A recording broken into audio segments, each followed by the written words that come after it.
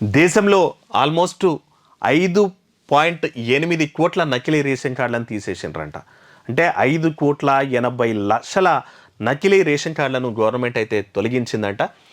Aadhaar, eKYC ఇవన్నీ కదా digitalise అయిపోయినాయి.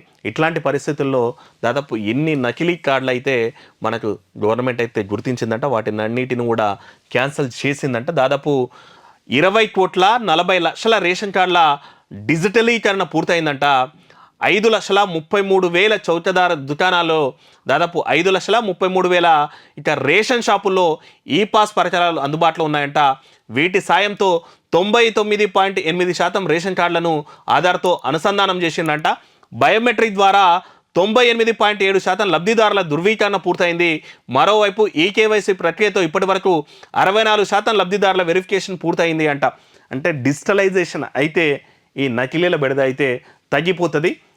ఇంకోటి ఏంటంటే చాలామంది అనర్హులు కూడా ఈ వైట్ రేషన్ కార్డు తీసుకున్నటువంటి గవర్నమెంట్ ఫ్రీ స్కీమ్స్ కూడా తీసుకునేటువంటి ప్రయత్నాలు చేస్తారు. కాబట్టి ఈ డిజిటలైజేషన్ అయిపోతే ఆయన ఆధార్ కార్డు, పాన్ కార్డు, లేకపోతే నెంబరు, ఈకేవైసీ ఇవన్నీ ఉంటాయి. కాబట్టి అట్లా ఆల్మోస్ట్ 5,80,00,000 నకిలీ రేషన్ కార్డులను సెంట్రల్ గవర్నమెంట్ అయితే తొలగించిందంట.